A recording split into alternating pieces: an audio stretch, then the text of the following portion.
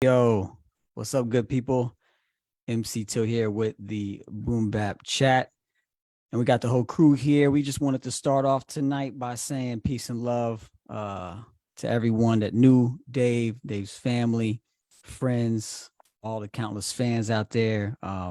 Being one of De La's biggest fans, this was a painful one to take. His voice was such a comforting voice to me, since I remember hearing him on that, 3 Feet High and Rising album, and his impact on not just the culture of hip hop, but the world. It was immense and huge, and one that will, carry on forever. Iomos, you want to say anything about Dave? Yeah, I mean, yeah, it hit me, man. It rocked me. My brother Ron in Detroit called me and told me, yeah, all through high school, man, that they just made me feel comfortable to be who I am. I didn't feel like I had to be anybody else. Yeah. It just gave you the permission that you could just be yourself. You know what I'm saying? So, and that's the type of brothers that they were. Like, and I think each and every one of them, I was watching Michael Rappaport's YouTube, when I was taking a break from studying or whatever, and he was talking about how all them brothers is humble. You know what I mean? Like they just had this like common energy about them. So, and they just good dudes, man, like all around good dudes. And I know Paz and Maceo is taking it hard, but yeah, just the impact that Dave and just De La as a whole made on me, man, is like I'm at a loss for words. I still can't believe it. So yeah, I'm kind of at a loss for words, but for sure. but God bless to him and his family and De La, and yeah, man. Yeah. That's crazy. No doubt. Pro. Yeah, on my echo IO, it's the same thing with me. Rest in power to Young Plug too. Just he had an infectious, not just infectious way with words, but just like an infectious way with style and energy. Yeah. And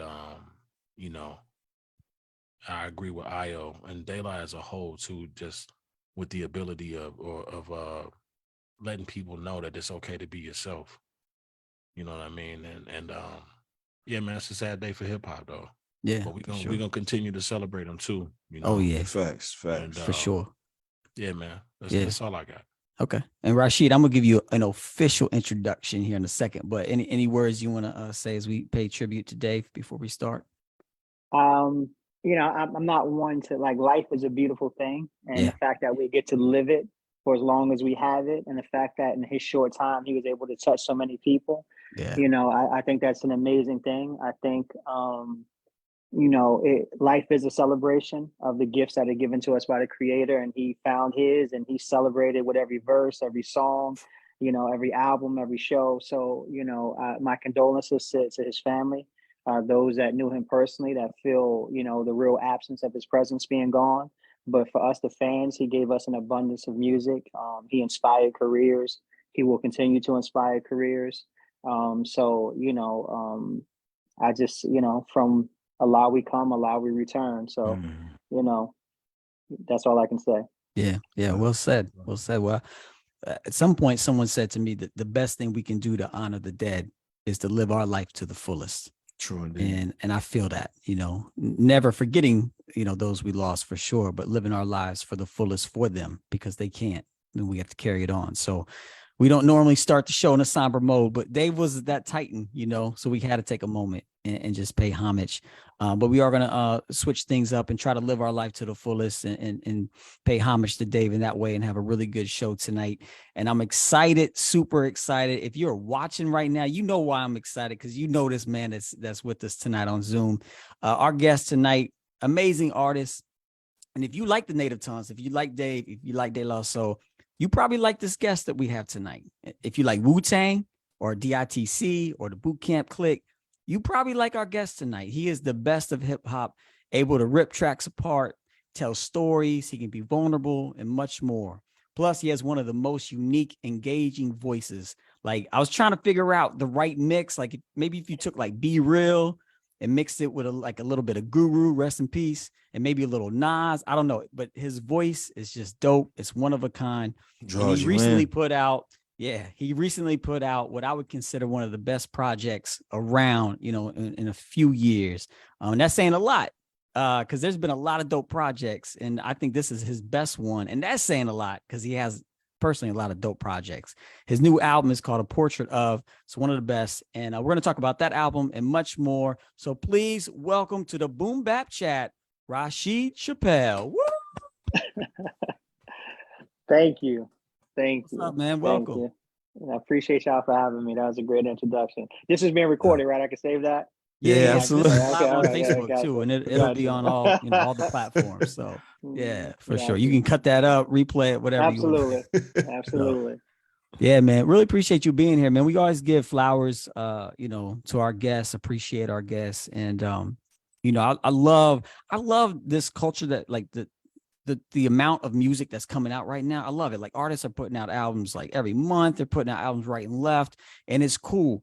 But I really appreciate artists like you that maybe don't flood it every other week, but we know when you drop something, it's going to be top tier quality. Absolutely. And I really appreciate the quality control of the stuff that you put out. So appreciate that about you. So thank you.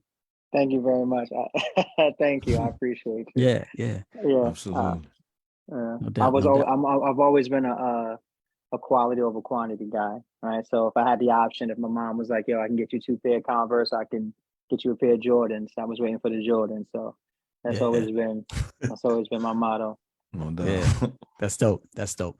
So I'm curious to know, like in the intro, I was talking about, like I mentioned DITC and like boot camp and native tongues. And to me, you really like your music and your style, like it comes off to me like it doesn't really fit any one of those, but it kind of embodies them all in a way. You have like your unique lane, but yet it embodies them all. Do you see yourself in that kind of way?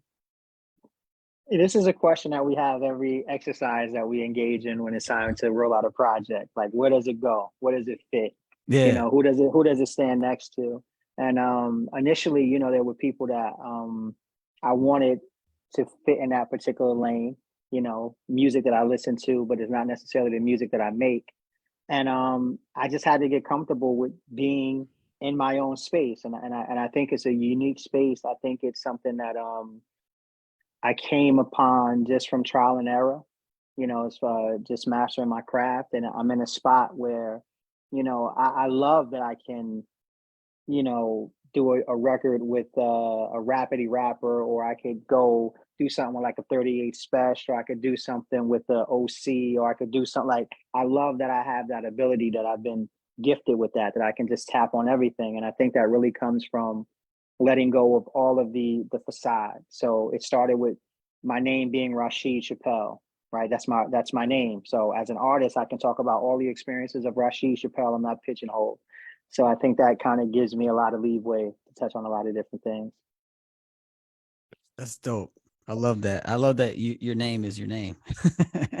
Until I love MC names, but I love Eric Sermon, Keith Murray. I love the artists that just kept their names, That's dope. Yeah, that's really dope. You mentioned OC, and I'm glad you did, because I didn't want to forget this. OC is one of our favorite artists here in the Boom Bap Chat.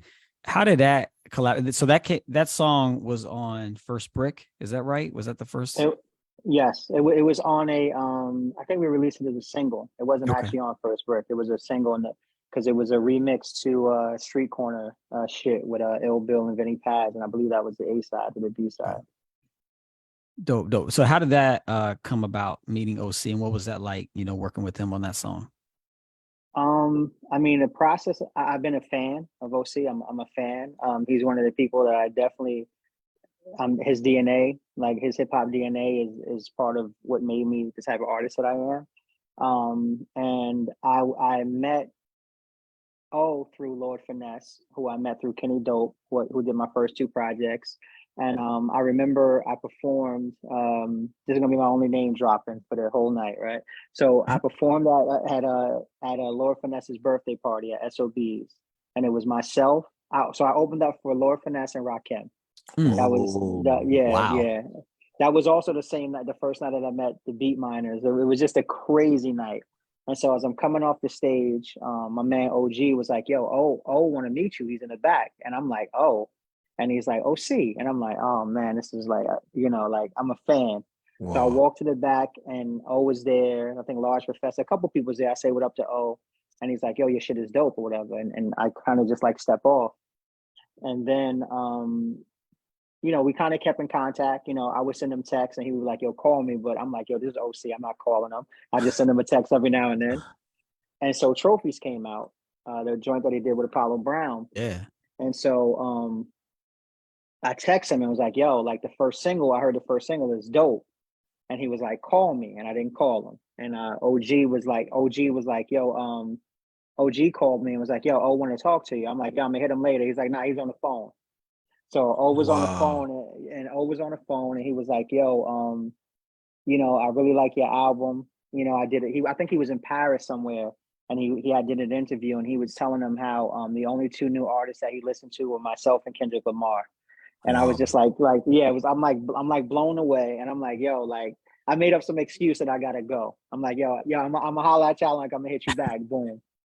So the album comes out, and I'm listening to the album, and I got like maybe 6 or 7 songs. I think the song is called Nautica, where he's talking about the weather conditions. And I call him. I'm like, "Yo, this album is crazy. I can't get past Nautica." He was like, "Yo, hit me after the album, after you listen to the whole thing." So I listened to the whole album, and I'm going for my night jog, and I call him, and I'm on the phone with him for like 2.5 hours, and he's telling me everything that he went through in the industry, this, that, and the other thing. And I get to the point where I'm like, "Yo, like, eventually I want to do a song with you." And I said, I just, because he and I both are boxing fans. I'm like, "I know I got to work my way up." He's like, "Nah, nigga, you're not a regular rap nigga. Like, if you want to get on a record, like, we could get on a record." And the track that we actually did was supposed to be myself. It was supposed to be OC, AZ, and myself. But AZ, I think he got the track too late, or he wasn't able to knock it out. And so that's why O gave me like 60 bars or some shit like that on it. Wow. Like it was, and then to be there in the studio, and it was just, and that was a crazy night, because I don't know if people know this. I was originally going to sign with Rakim's label. Excuse me, Rakim. I was initially going to sign with Raekwon, the Chef's label, Mm. and H2O. And so the night that we recorded the record, we did the song, and we went to eat. And when we go to eat, who walks into the restaurant but Raekwon? So Wow. yeah, it was like a Wow. crazy night. It was a wild night. It was a wild night that night. Wow. So Yeah. OC, do you tend to gravitate towards the first album, Word Life, or Jules? Or I about go the through the whole same? catalog. You like them I both? mean, Jewels was the one for me that really just, I mean Time's Up, and Word Life and Born to Live, like those are great records. And then I get the history because I did the album with Buck, so I really get the backstory of those particular songs. But Jewels was the one for me where it was like super polished. It was, you could tell he was in his bag. Yeah, he Like Yeah. was. yeah, like Yeah. he was on it. He had come into Yeah. himself, Yeah. Yeah. and it was just like that was the album for me. Then you get into like the Star Child and Smoke and Mirrors, and then when he Mhm. came back with Trophies, it was just like he hasn't lost a step. And he Yeah. explained to me the whole process that he went through with Apollo Brown with that. So just having the backstory to a lot of the shit makes it more interesting and more endearing to me, because the music, and then it's just so surreal that this is like a hip hop idol of mine. Yeah. And like I could FaceTime him. I can get him on the phone. We talk about boxing. We talk about, you know, fucking staying fit. Like it's just Yeah. it's wild. It's wild. Like it's an amazing thing. Man, that must feel good and kind of almost surreal too. Yeah. Is that how did you meet Buck Wild through OC? No, I met Buck. How did I meet Buck? I probably met him at the same show. I Okay. probably met him at that Lord Finesse show. And this is going back. My album wasn't out yet, so I'm thinking this is like 2010. Oh wow. Okay. And so Buck and I linked. I think he liked my first or second single, either Build an Aid or something else. And we had talked about doing a project for like years. We had talked for years, and you know, we finally met at a show again, and I'm like, yo, like, what are we doing? And it's so crazy. The lawyer from DITC was there, and he was like, yo, y'all, what y'all doing? And I'm like, yeah, Buck, what the fuck are we doing? And so I did the song for him. He says he was impressed because he sent me a record. He sent me some beats, and he was like, I need a song for his first compilation album. And I sent it back in like two days, I think. And then from there, because he doesn't live too far from me, I don't know why we were hanging out that particular day, but he puts in the aux cord on his phone, and he was playing some beats that he made for other rappers. I won't say their names. And I'm like, yo, what are you doing with that? And he's like, that's for such and such. I'm like, I should be such and such. And that's how we started our project. We started it like that day in the car. That's dope. That is dope, man. That's dope. Were you about to say something, iomos? Nah, I'm just listening. I'm soaking it up, bro. Man. So I remember, I think the first introduction I had of your music was Break Okay. Loose. Okay. Video All for right. I think it was the video for Break Loose, and I was like, man, who is this guy? And I remember, I think it was Amazon. I think at the time I didn't have much money, but I think at the time someone gave me an Amazon gift card. I was like, oh, word. And I found the CD, your first one, or the one I think is your first one, Future Before Nostalgia. And I bought it with the gift card off Amazon. And I was like, man, this out for people that don't know, you know, we talked about the quality of his music, of Rasheed's music, man.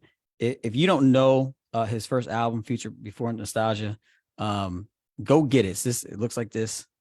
You can find it on streaming platforms. That's that one that got Bill and Nate on there, bro. Man, Yeah. That Bill and Nate, that was my first introduction to. I was like, who is this, bro? This You know what I album, mean? man.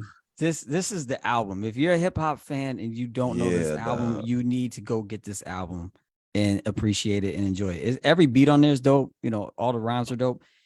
Kenny Dope, can you tell for all of us that don't know much about Kenny Dope out here, who is Kenny Dope and how did you come across him? How'd y'all link up? And what was that like creating that first album together? Well, his name couldn't be more apropos because Kenny is dope. Yeah. You know what I mean? People would kind of put him as a house producer, but he's a producer. Like he's produced for Raheem Devon. He's produced for Deion Farris. He's produced for Janet Jackson, Michael Jackson. He's done remixes for a bunch of people. See the Wayans family. Kenny is Freedom Williams. Like Kenny has touched everybody. Joel Ortiz. He's just music just. I've been around a lot of beat makers prior to Kenny. Kenny was the first producer that I was around, like a producer that will take it from inception to complete record. And I learned a lot about how to make a record, because there's a difference between making a song and making a record. It's totally different. And I learned that at the Dope House with Kenny. And he's somebody who's very passionate about what he does. He's very meticulous in his work. He works at a rapid pace. I met him through a producer by the name of Malik, and just serendipity. We were trying to create a demo to give to Fat Beats because we were trying to get a deal at Fat Beats, and ironically enough, years later, DJ Eclipse will become my manager. But that was the lane that we were trying to go, and so he was working as an in-house producer for Strictly Rhythm Records. Where Kenny was also doing production work.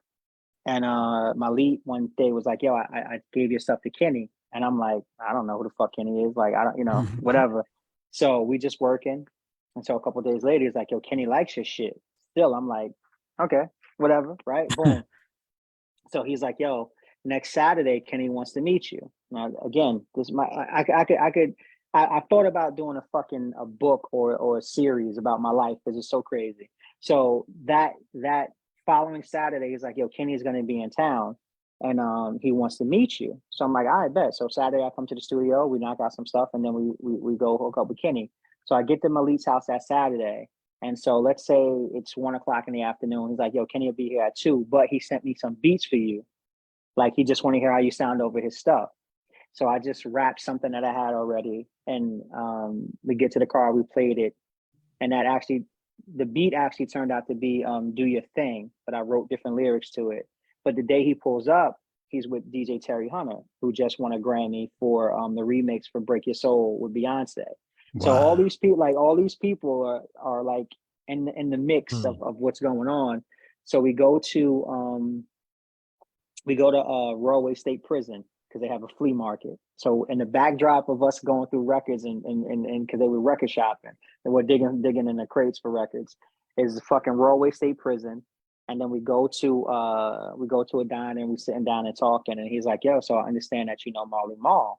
And the reason I know Marley Marl is because when I was in high school, they had the Future Flavor show, and they would do it out of Marley's house. And so there's a local DJ from my hood that would DJ up there. So he would take us up there. I would fucking rap for Marley. And so I guess Marley gave him the word or whatever the case may be. And so I'm like, yeah, I know Marley. Like I've been to his house a bunch of times. And there was a rap group, I don't know if you guys remember, called World Renown. Yeah. So one half of that group grew up in the same projects of my grandmother. That K Def? So, K Def is from K Def and Larry O, but he did production Yeah. on that album also. Right. K Def is from my hood. And so Kenny and I linked, and I was telling him again, same day, meet Terry Hunter, just won a Grammy. Kenny been nominated for a bunch of Grammys. And I'm like, I got this idea, man, for a song, but I need somebody to do the beatbox. And he was like, yo, come to the studio Monday. I'll have Biz do it for you. And I'm like, Biz who? He's like, Biz Marquis. Like, that's my man. So my first studio session with Kenny was me, him, Bismarck, Malik, and a few other people. The footage is online on YouTube. We never released the song, but it's me. We recorded the record. Biz doing the beatbox. I'm rapping like Slick Rick is. It's Wow. crazy. Yeah. Man, that is wild, man. That's why Yeah, like you should write a book for sure. yeah, wild. I want to ask you a book themed question, but first I wanted to throw it over to Profound, see if we got any folks chiming in live on the Facebook feed. Yeah, we got a few people in here. Of course, Marcus. You know how Marcus is always in there. What's up, Marcus? Somebody Divine said performed with Rasheed years ago at Public Assembly in Brooklyn. Good to see he still razor sharp. Right. Salute. Yep. And who was this? Ryan, welcome, brothers. Big love from Vancouver. People up in Canada checking it out.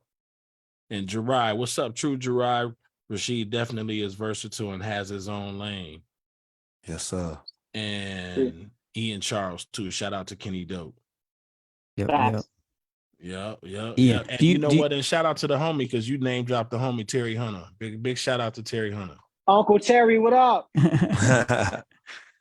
Yeah, no doubt. Divine Karama reps Kentucky, a dope MC. Yep. So there we go. Yes, many years ago. I remember. Yes, what you up? Remember Divine that? Peace. Yes. Okay. Yes. Yeah, cool. So you mentioned you should write a book. I'm curious, if someone wrote a book about you, or you wrote your biography or whatever. We've been hearing some musical influences. OC, AZ, talked about Marley Marl. Who would you say are some of the mentor, family, relationships that had profound impact on who Rasheed Chappell is today? Oh, so we about to get all esoteric and okay. So okay, so I could give the very PC answer and say every experience with every person I've ever had shaped me, which would be true. Yeah. However, it's foundational. So to be at this stage in my life where I am right now, I had to come back. I had to go back. I had to get home right. And home starts with where I come from, my mom and my dad. So that was probably the most formative relationship that I've ever had, because it shaped my self-identity. By them naming me Rasheed, I tell them, I would tell my father, he just passed, but that's the best thing that he ever gave me was my name, because it made me search. My mom's love for music, her record collection, if she still had it, she doesn't, would have rivaled anybody. Her vinyl collection was outrageous. And just being able to tell the temperature of a room by what song was playing, and how she gave me the love for the written word.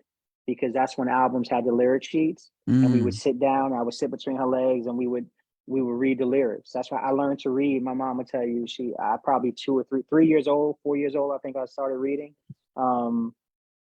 with the lyric sheets. That's how I learned, because I wanted to know. And so my father gave me the gift of imagination. Every movie that came out, we were at the movies. So every Steven Spielberg movie, every John Lucas movie, every, like, you know, we were there, we saw it. So it gave me the idea that, I could be more, like, I could fucking be greater. So those two relationships, right? That really shaped the core of who I am. But then, just to kind of piggyback off the introduction, as far as like the De La Souls and the Tribe Called Quest, you go out into the world. And I grew up in an environment, I'm from the projects, I'm from Passaic. I grew up in an environment where this shit like De La Soul and Star Wars and Star Trek, it's not really cool, right? For outside. But I'm so me that I can get away with it.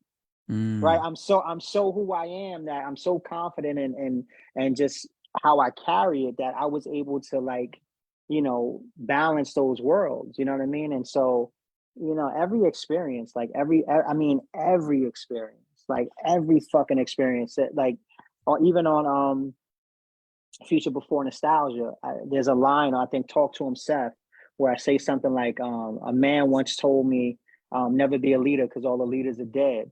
That was a homeless dude that this 24-hour McDonald's that we would go to after the studio. I would see him out there all the time. Heavy. Yeah, like so yeah. But see, so it's like, go ahead, bro. I'm listening. Go I'm ahead. saying, so I was just gonna say, so it's every encounter. Like Yeah. I truly believe that, like, this shit, this is a frequency, and you tap in. You know what I mean? You just tap in, and I look at it like that, and I think that's why my music resonates the way it does. Like, so anybody can tap in. Yeah, if you fuck with Boot Camp, yeah, you could tap in. If you fuck with Daylight, yeah, you could tap in. If you fuck with Nas, yeah, you could tap in. If you fuck with this, yeah, you could tap in, because it's just the frequency. And they're all running at the same time. You just got to tune it, and you'll catch it. Yeah. That's I love that, because that's how I feel. I think Profound could say that too. Like, that's how my relationship was in Chicago when I would write rhymes. Like, it'd be random conversations with a cat that could be like homeless or something like that. You know what I mean? And you would get a jewel, like, and you'll just find yourself building with this person. I think that's like in every urban environment where you could find that, you know what I mean? Those interactions with the city and the way it ebbs and flows, like, and how people, like, you got, you know what I'm saying? Like, even having conversations with, I used to be like a law clerk and just talking to a dude that's a lawyer, and then go back on the block in Inglewood, and they saying the same thing, but they saying it to me in my language. I'm like, the dude at a law firm just said the same thing. He didn't say it like that, but it's the same. So it's like that. I love that frequency, how you tapping into the frequency. You could tap in, you know what I mean? Like, that's dope. That's a dope analogy. I like that. It's dope.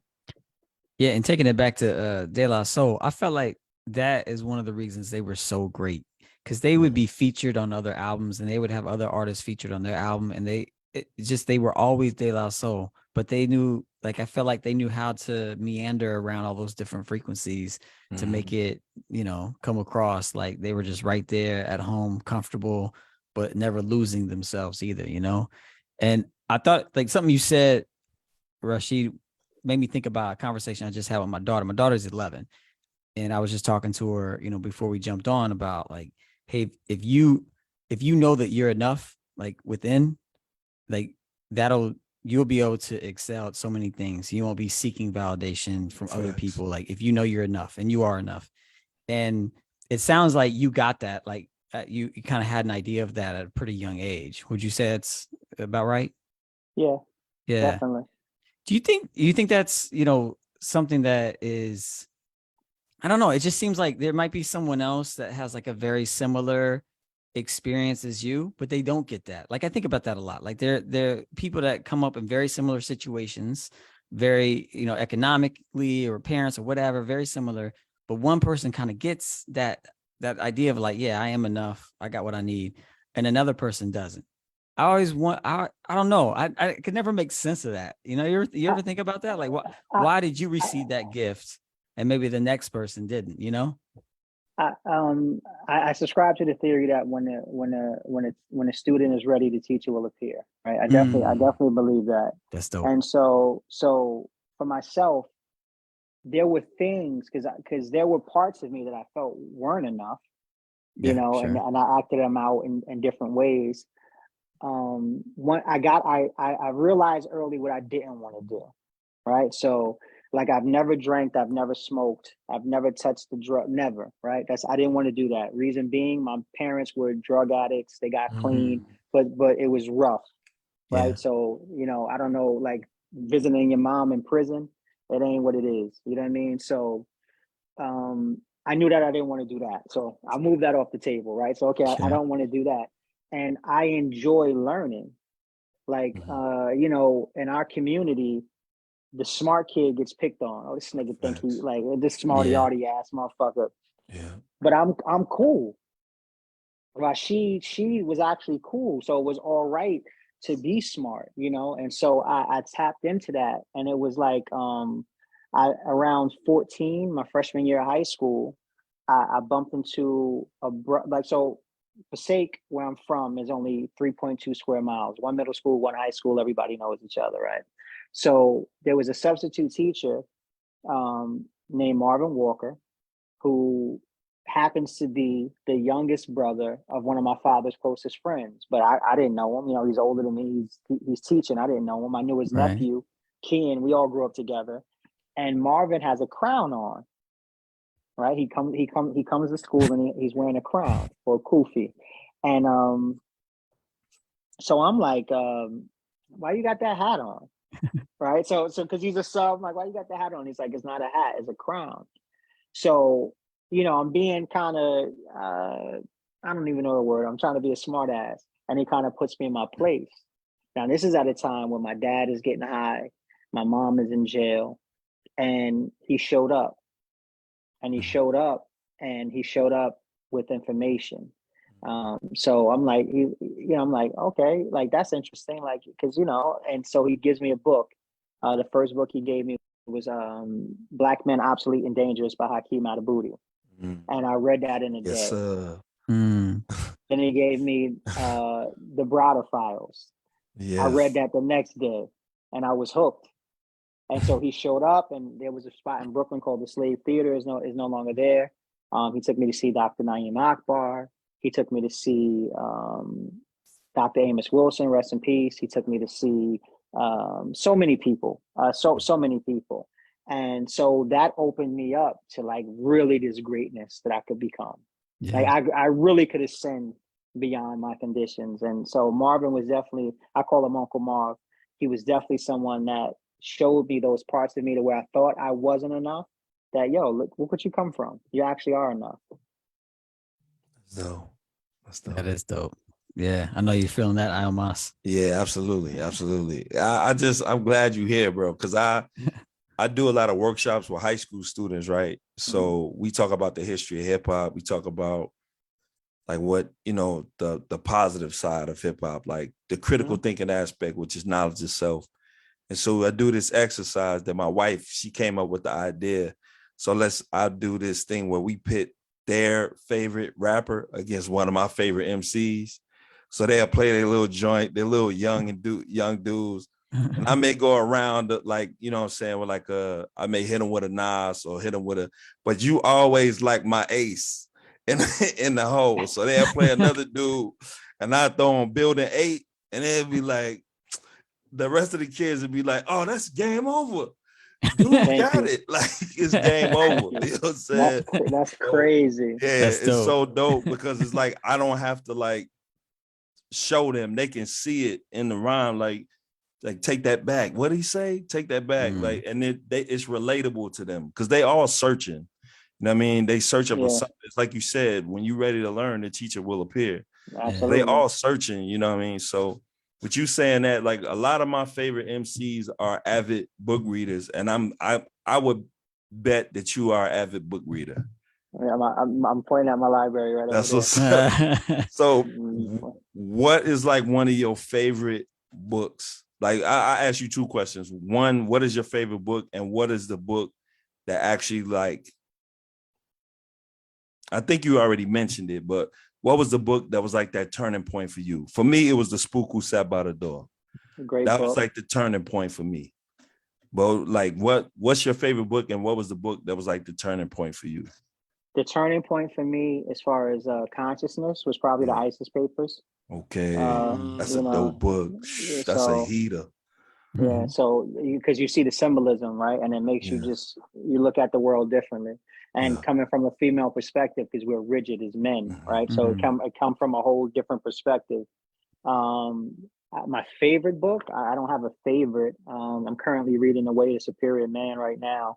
Okay. But there's a book that's off the beaten path that's not, not written by a Black author. It's called Radical Elite by Steve Farber. And it talks about the presence of leadership and the absence of leadership, what that looks like. And it's written as a story, but there's so many jewels in the story about how, this company, their leader just left one day. And they didn't know where he went. And so they just had to figure out this company that had been running perfectly. And that's what happens for so long with sheep. And then when things just go awry, we don't know what to do. But the example's been there the whole time. That's fire. That's another good book. That's another good book. I mean, The Four Agreements is a good book. What else is another good book that I read? There's a ton of them, man. Behold the Pale Horse. Yeah, Behold the Pale Horse. That's a heater too. The Metu Netter. I haven't read the second one yet. But the first Metu Netter. I mean, it's so many. Like it's so many. Yeah. In Building 8, you said, I'm paraphrasing, but you said basically the hypocrite, but you still trying to make your mind up. Like what? Like so, what is your? Do you have a religious affiliation, or you just? Nah, see, I was searching.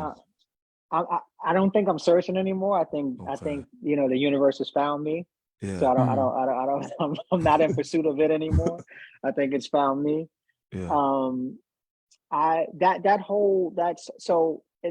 So that record wasn't supposed to be mine. Yeah. Wow. So we were driving to I'm a name drop again. Because I'm telling you, this is the wildest shit. So we're driving to Jazzy Jeff's house. Right, Kenny and I are driving to Jazzy Jeff's house, right? So we get to Jeff's house and we're in Jeff's studio, and we probably spent the first 40 minutes talking about baseboard molding. No music. We're talking about we're just talking about baseboard molding because there was a flood down there, and so he had to move all this stuff up to his bedroom, and he's just showing us the rooms. Boom. So now we're in Jeff's bedroom. Right, he moved the studio upstairs to his bedroom. That's how big the place is. Right, we're in the bedroom, and so as we were driving down to Jeff's house, Kenny puts on a CD of some beats, and he's like, "Yo, these are the beats that I made for Raekwon. I'm gonna give them to him, right? Because he did a couple records. He did a whole album for Raekwon and Chef. It is so much shit, but he has the CD." And he plays the songs, right? He's playing the beat, and fucking Building 8 beat comes on, and I'm like, okay, I'm stealing this CD, right? I'm stealing this CD, right? So we get to Jeff's house, right? Boom, he's never getting this back, and we get into Jeff's house, and we're upstairs, and we having a great time. But when you're in the studio, the TV could be on, but the volume is down. So as we're making music or whatever, we're looking at the TV and we're like, what the fuck is going on? And it was the day that the earthquake hit Haiti. Oh wow. That's why it's referenced in the song. Right. Because that was actually the day that the earthquake hit Haiti. Yeah, no doubt. And so that's how that song transpired. So as we're driving back, I'm like, yo, that beat, like I need that beat. Yeah.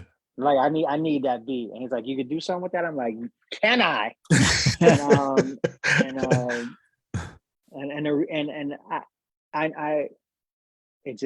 We did it that night. And yeah, we knew Kenny doesn't. He Wow. doesn't. He doesn't usually get excited about records. Like he likes to listen to them and do his thing. But after we recorded that one, he was like, "Yeah." I was like, "Yeah, right." And Yeah.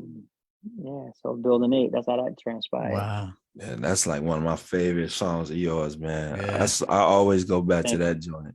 That's a dope Thank you. joint. Yeah. Absolutely. Yeah. Before Appreciate we, it. Thank you, bro. yeah, Appreciate you.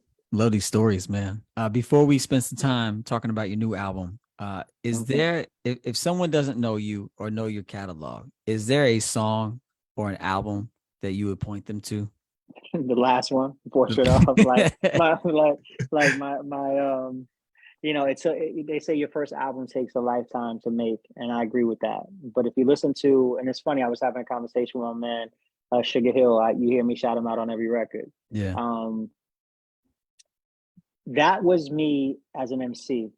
That was the MC life. That was me living the life of a rapper, and Mm, so that's why I believe Future Before Nostalgia sounds that way. So like, if you're a fan of rap, you're gonna fucking love that album. yeah. Yeah. But I had to live my life as a man to get the portrait of, and Hmm. so that feels like. I mean, who do you want to know? You want to know the rapper? Go listen to Future Before Nostalgia. If you want to know the man, or Portrait of. Okay. And just the breadth of all the music in between there, from the concept album with Buck to the two records with Spesh to First Brick. It's just a lot of who I am in the music, but I believe a Portrait Yeah. of is just like pulling the curtain back and like, yo, this is what it is. Yeah. I think that's a great way to break down that first album and portrait of the, if you like the rapidy rap, or do you like, to know the man? I think that's a good way to break it down. Both excellent albums. So yeah, the new album, A Portrait of, I obviously love this album. I mentioned it earlier in the show. Man, Vinny, who produced it? The name of Ill that? Vic, Little, Little Vic, Little Vic. Yes. I don't know. I was thinking Vinny. Little Vic. He's done a lot of production throughout the years, right? Didn't he? Yes. I thought He's so. produced Okay. Freeway. He's Yeah, Pharoah Monch, Oh a bunch wow. of people. that's right. Vic is that guy. Yeah. Whoa. And he provides a really good, like, I'm a huge fan of cohesive albums. That's why I like your catalog so much, because each album has a feel to it to me, and this album is no different. It's got an interesting feel too, because it's like it's boom bap, but it has some singing on it, so it kind of has this like almost like R&B soulful piece to it, but it still has like this rough, rugged, and rawness to it as well. But it also has like some crispiness to it. Like, I don't know how y'all pulled it off, but you pulled it off very well. Did he, constructing that album, did he make all the beats Yes. like beforehand? Were you No. there while he's making the beats? Like, what was the process of making this album together? I pull up and he'll be working on some samples, and Mm, that's fire. That's fire. Yo, what's that? And just like that, like That's just dope. like that, and it was just very organic. It was very collaborative, yeah, literally to the point where like I'm writing and he's like, "Yo, I got to put it together." I'm like, "All I need is the fucking drums." Like all I right. like, what it would like, I'll go in the kitchen and I'll write it, and then it was such a good process. And Vic could tell you, I called him because we were talking about working, and I had heard the Freedom Thinkers record that he did for Freeway, and Mm. I'm like, Vic is about to blow. Like I'm like, Vic, before you blow, I'm coming through. And I came through and we did I think we did like 2 or 3 songs before we did our first record for the album. Like we did a couple songs that were like, okay, that's dope, that's dope, that's dope. But then when we did Spitting Images, I was like, yo, Mm. we got a record. And Yeah. Spitting Images was the first one that we did. And then I'm not sure if we did I'm not sure if we did Two Masters the same day or the next day. But I know when we came back, we had did Two Masters, and I'm like, okay, so now I got the framework in my head of where this album is going. And so from that, sonically, he just provided, like I said, we would sit there for an hour or so. You play different samples. Sometimes not even that long. Sometimes he would be working on something when I got there. I'm like, yo, what is that? He's like, I don't know. I'm like, that's the one. Like that's the one. We fucking going with that today. And then he'll pull up something else. And then like, I was like, that's the next one. So there's 11 songs on there. We might have done the writing and recording in 4 sessions, Wow. 5 sessions maybe. Wow. Man, That's I love dope. hearing that as organic like that. Me That's too. really Yeah, I dope. mean, You know? Yeah. that's how that's how my last couple of projects have gone. I like to, it starts with the foundation, and with Kenny, that's how it was. Like, we would Yeah. sit for weeks to find a sample. Weeks, you know what I mean? Not days, not hours, weeks. And and he would be on the road, and he would send me folders of like different samples that he thought would fit my tonality. So I'm very hands-on. Like, people don't know that, like, one of the highest compliments that was ever paid to me by somebody I respect was Buck Wild. He was like, "Yo, you're like a producer, yo," because that singing, the instrumentation, all of that is me bringing in producers, me bringing in singers, me bringing in different instruments, like that I hear the song finished. Like I know, like, so when I hear a beat, I'm like, okay, boom. And once I figure out what the cadence is going to be, I'm like, okay, so my job is just to fill in the words, and then once it's done, I know where it can go. Like, I know if we bring in this type of tone singing, I'll write the hook, and we'll just let it go. And it's just like, that's always been what I aspired to do, because those daylight records like Buddy, those records like Queen Latifah, Just Another Day, like, it's a grimy record, but the hook is so fire. Fucking Naughty by Nature, everything is gonna be all right. Yeah. Like, it's okay to play that, to have that juxtaposition. Yeah. Jay-Z with Mary J. Blige, Can't Knock the Hustle. Like, so it's Right. all these records that people have kind of gone away from, because they want to have this sound that, Griselda came and everybody's riding that wave, which is great, because that means that my lane is wide open. Yeah. So it's Facts. like, Facts. but then we can give you a record like a Manna from Heaven, where we just going in and it's so grimy and dark, but it's like, what is the content about, though? It's not the same song 11 times.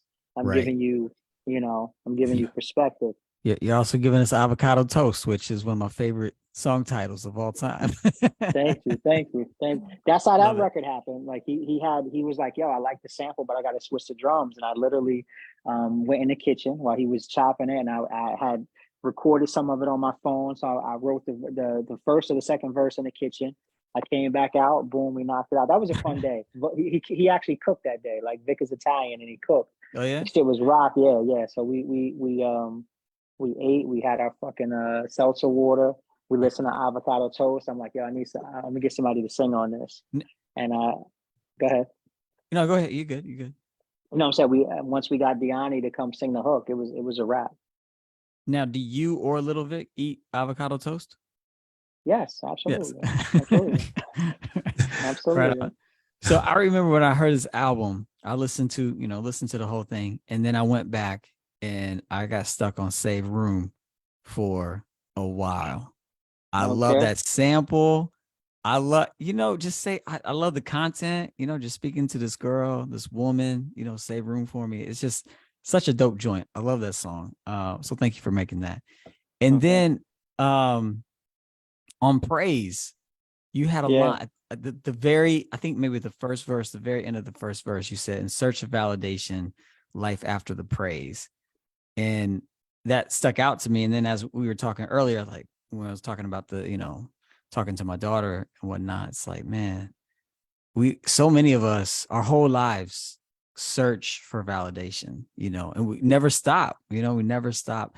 But then you put that part, life after the praise, which I don't know, that phrase right there just kind of like just paused in my brain. Life after the praise. And just curious to know if you could expound on that thought. And maybe I'm reading too much into it, but just curious to know more what you're thinking about that phrase, life after the praise. So you look at an athlete whose window is small. What do they do after that? Like, so now you've received the praise that you wanted, right? But it's going to go away at some point. It goes from 5,000 people to 500 people to 5 people to, I thought you was dead, right? Right. Yeah. But what do you do? Like, if that's the only reason you're doing it for, you're never going to be fulfilled. Mm. You're never going to be satisfied, right? So my drive, I literally was having a conversation with my business partner today, and he was talking about my drive, the gift and the curse of my drive, because it cost me a marriage. You know, it cost me relationships with people that I've known for a very long time, because I just can't. I'm in a stage. I'm on a path where I don't. And I say this to people, and they don't understand it. Like, nothing comes before my purpose, not even me. Like, I don't get the luxury of fucking slacking off because I got something to do. I don't get the pass of, oh well, I got something going on. It has nothing to do with me. The gift is not even for me. It wasn't given to me for me. You know, so I could fucking rap in my room if that was the case, or I could just have the thoughts and they would just stay in my head. But the fact that it comes out and I got 3 people from 3 different walks of life on this Zoom right now, and the music touched them in whatever way it touched them, that shit is not for me. You know what I mean? So it's this drive to be great and to always pursue your greatness. But once you get the praise from the crowd, or you get the adulation from the writers, the critics, then what?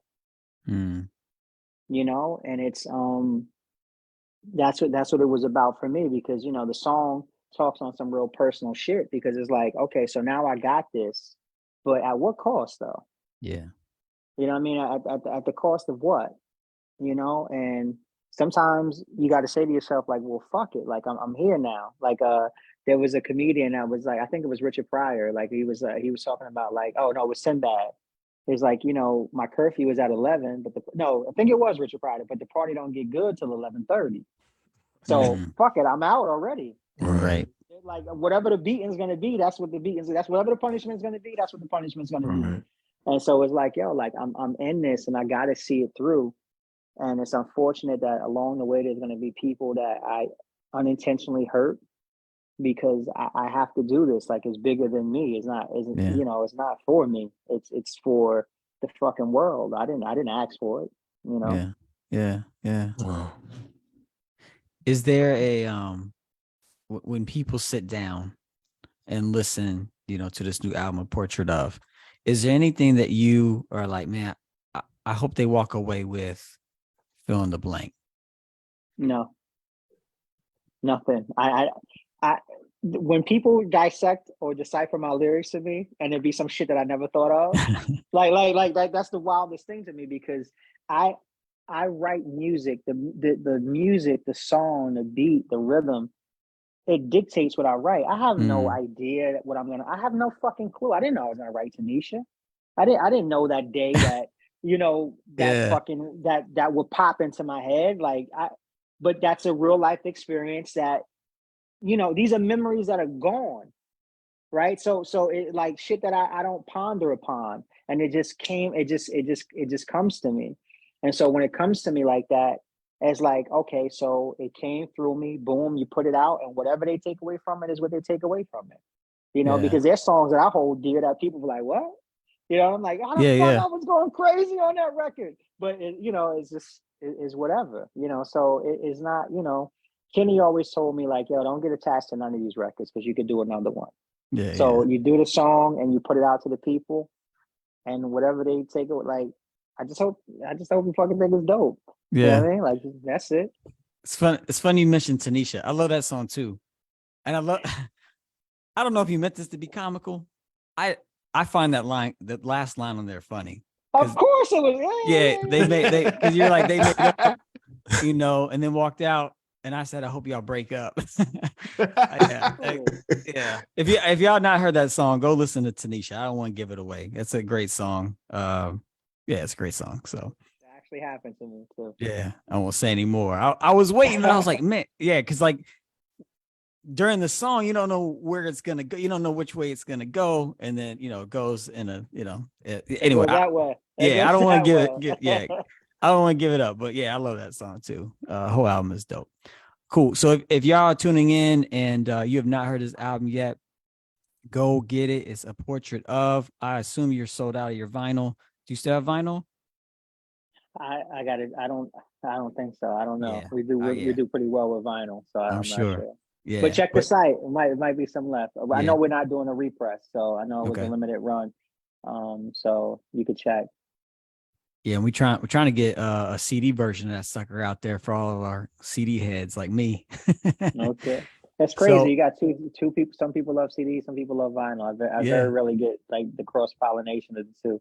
yeah, no doubt. But however you get your music, it's on streaming platforms. It's on. I'm pretty sure it's on Bandcamp too. Get it. It's called A Portrait of by Rasheed Chappell, produced by Little Vic. It's a great album. It's one of the better albums in the past few years. So make sure you support it and get it. It's super dope. Fellas, iomos, Profound. Anything else you want to chime in with before we go into our one word challenge? Yeah, I mean, I want to know how, like, you said earlier that you came to a place where you mastered your craft. So what was the process for you to get there where you felt like, yeah, I found my voice? Like, what did it take for you to get to that point? You can tell you an MC, right? That's a fire question, because it took people telling me that it was whack and to keep doing it. You know, like, so Okay. where I'm from, like, you know, everyone is undeniable now, but coming up there was a lot of rappers, bro, a lot of rappers, and for whatever reason they didn't want it to be me, right? It wasn't me, it was him, it was this guy, it was that guy, it was it. Okay, whatever, but I stayed on my fucking grind. And you know, the music came back around. I could tell you label situation. I could tell you a bunch of shit that really just had me say that I found my voice. But it was a project that I did called a street album that I put out called My Soul Exposed. And that album, I don't know if Seth is on here, but my man Seth, who, you know, talked to Seth on Future Before Nostalgia, I told him, I was like, yo, I don't think I can get better than this, yo. And he fucking laughed at me like, what are you, retarded? Of course you can. and he's like, of course you can. And that album was the off the wall to maybe Portrait of. But I'm talking 15 years ago. Wow. Right. So Okay. before I had a deal, and it showed me that I could touch on everything. So once I found that, I was like, I'm good to go. Yeah. And so when we had the meetings at labels and shit like that, and they wanted to, so prior to Coach being my manager, I had a management team called Black Coffee, who also managed for Black Eyed Peas. So global. Yeah. So they heard the voice, they see the look, they like, okay, we could, but it's like, that's not what I want to do. Right. That don't feel good here. Yeah. And so sticking to my guns and then seeing the music come back around and being primed and ready and sharp was like, I got my voice. It feels good. And it's like, yo, I could walk into a room as myself and I don't have to fucking be a character. Fact. So, you know, I get to be Rasheed Chappell. I actually get to be me. Absolutely. So that was a thing. But I will credit them. I will credit Black Coffee for making me use my full name, because it was just Rasheed, and he was like, "Nah, you Rasheed Chappell. I'm telling you, but use your last name." And yeah, that's dope, man. Thank you. Yeah, that's no dope. problem. Appreciate the question. Yeah, no doubt. Dope. Yeah. And if you're tuning in right now live, you might notice Profound is off. Nothing bad. He just had family stuff to take care of. Nothing wrong. But he did want me to extend appreciation to you, Rasheed. Said your vibe is dope, and it was a pleasure to talk with you tonight. So tell him I totally agree. Yeah, there you go. Right on. All right. Well, listen, we are coming up at the 59-minute mark, and I'm curious to know if you're down to play a little game we call One Word, and it's just a fun way to celebrate some classic hip hop albums. You down? Let's go. All right, here we go. We'll play the little teaser, and then we'll jump in. Okay, party people in the house. Let's get ready to rumble! In this portion of the show, we'll show an assortment of hip-hop albums and challenge our guests to describe them in one word or less. Do you accept the challenge? All right. Here we go. We're going to jump in. The first album, see if you can describe this, your reaction to it in one word or less. First album is B by Common. Classic. Classic. Classic. That was Classic. Common's. Yeah. Yeah. Yeah. He really, he came in, he became, yes, B. Yeah. B. Yeah. I noticed on your last song, Becoming, yeah, the E capital on Yeah. streaming platforms. Was that a nod to this album? No, that was actually a nod to Adelaide Sanford, who I saw speak many years ago. Right on. She said something profound, but she said something very profound about the word "be." If we have time, I'll share the story with you at the end. Okay. Oh, Yeah, definitely. All right, next joint, Do or Die by AZ. We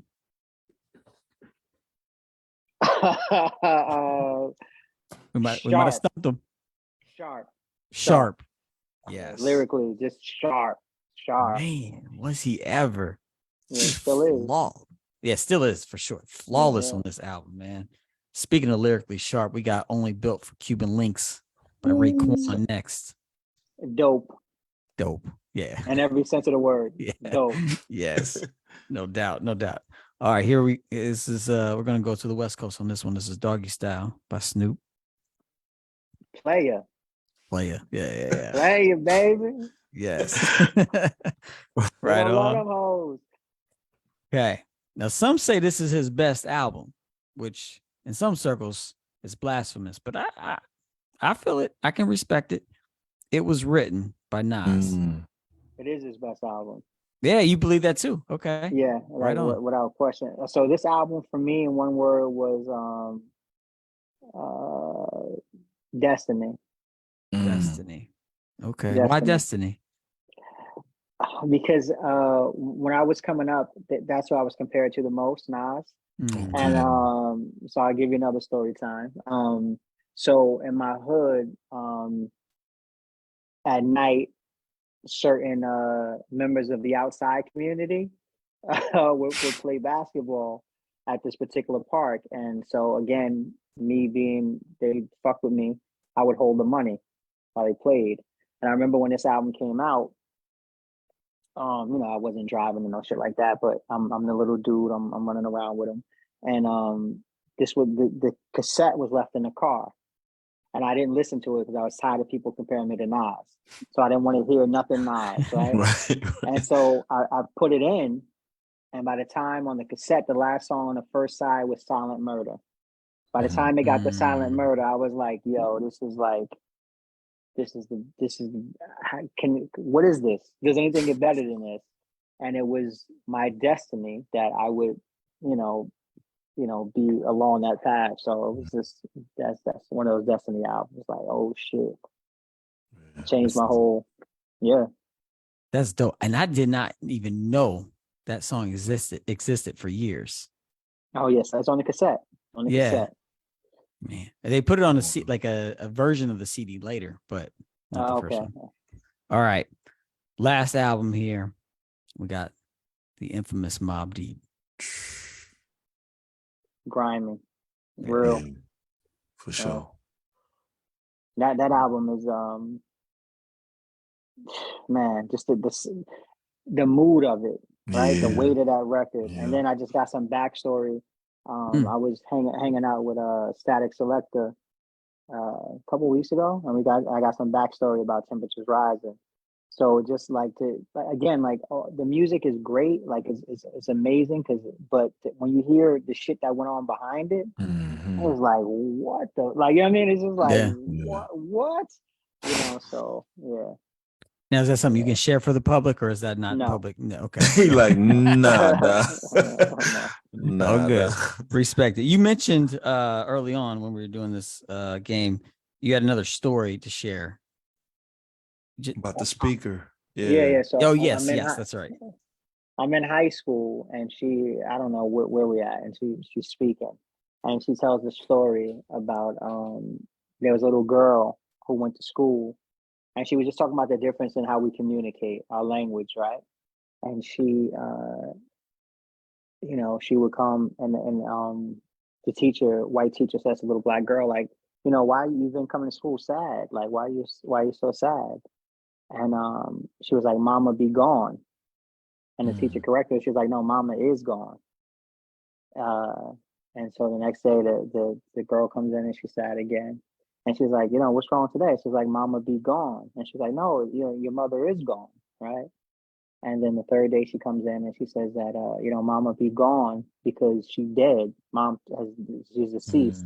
And be is permanent. Like there's a permanence on the word be. That's why it's in front of being, right?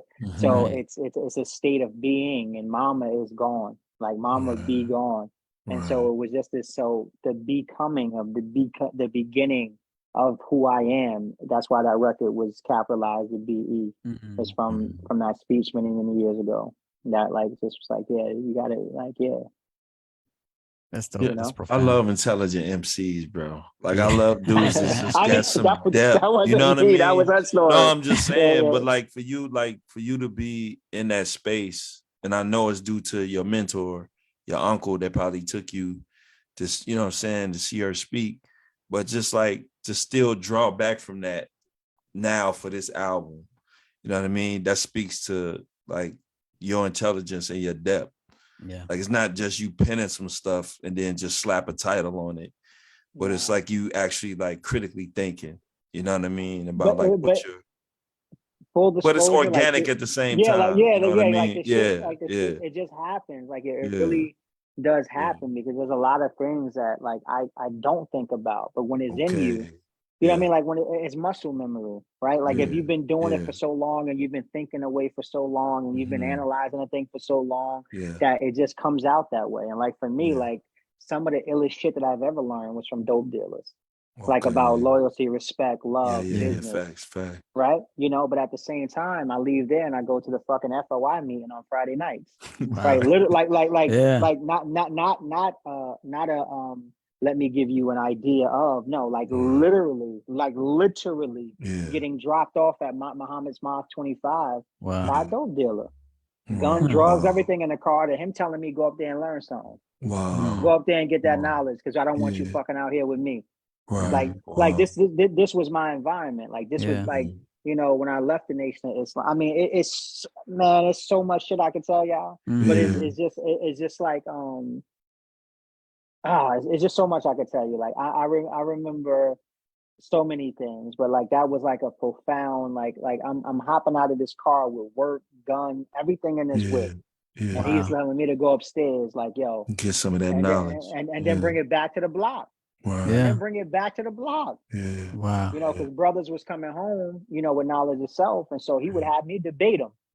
You know what I mean? Like this is the type shit we was on. Yeah. And it's like, salute to, I don't want to say his name, but salute to the OG, you know what I mean? And it's just like, I was around a ton of shit, like drug raids at the crib, like, but at the same time, I would go to Marvin's house and we would listen to fucking, the Ballad of the Bullet or Naeem Akbar's speech with Cannonball Adderley playing in the background. Wow.